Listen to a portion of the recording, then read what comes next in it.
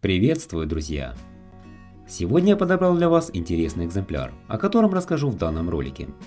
Это китайский грузовик Dongfeng EQ240. Чем он интересен? Да хотя бы тем, что уж очень сильно напоминает Урал-375. Однако присмотревшись к деталям, хорошо видно, что он не является полной копией советской машины.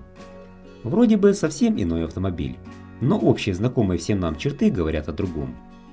Китайцы явно при создании кабины для EQ240 вдохновлялись грузовиком из СССР. Герой сегодняшнего видео увидел свет в 1975 году. Грузовик для армии Китая производился на втором автомобильном заводе, созданном в 1969 году по личному указанию председателя Мао.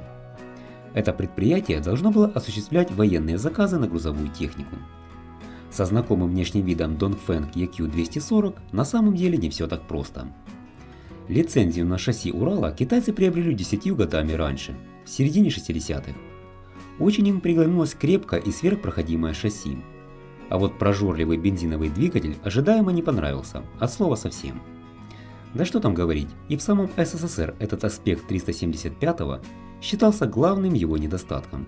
Тем не менее, этот мотор долгое время использовался. Тогда как в КНР даже пробовать не стали, обратившись к помощи лицензионного австрийского дизеля Steyr. Его поставили на модель с бескапотной компоновкой. Называлась она Shaanxi SX250. Это было сочетание прочного шасси от Урала, австрийского двигателя и лицензионной кабины от французского грузовика Berliet GBU-15. Почему же Dongfeng EQ240 похож на советский Урал, а его предок в лице Shaanxi SX250 нет? Возможно, Китай заново закупил лицензию в СССР, и уже не просто на шасси, а на весь грузовик? Давайте разбираться. Что касается повторной покупки лицензии, то этот факт сомнителен. В 1975 году отношения Китая и СССР сложно было назвать хорошими. Несколько лет назад отгремели столкновения на острове Даманский, и военные трофеи в КНР сразу копировали и пытались пускать в производство. Возможно, среди захваченной техники были и Уралы. В отношении кабины информация противоречивая. По одним источникам кабина Dongfeng EQ240 лицензирована, а по другим нет. Более вероятен второй вариант, ввиду того, что кабина имеет свой собственный стиль, хоть и с намеком на облик Урала. Колесная формула машины 6 на 6. Вес ее составлял 7,8 тонны. Грузовик мог вести до 12 человек или соответствующий по объему груз массой до 4,5 тонн. Устанавливался бензиновый агрегат EQ6101. Вероятно, разработали его сами китайцы. Это был рядный шестицилиндровый двигатель объемом 5,4 литра, который выдавал 135 лошадиных сил. Меньше на 45 лошадиных сил, чем на Урал-375.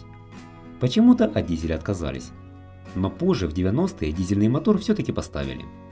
Им стал турбодизель Cummins. Он опять-таки рядный шестицилиндровый, но с увеличенной мощностью до 160 лошадок. Помимо измененной силовой установки, грузовик получил и некоторые другие доработки. Вместе с этим поменялся и индекс. Машина получила обозначение EQ2081. В конце 90-х производство данного грузовика завершилось. Он стал самым массовым в китайской армии. На этом все, друзья. Надеюсь, ролик вам понравился. Если да, палец вверх. Обязательно подписывайтесь на канал и оставляйте свои комментарии. Всего доброго, до свидания.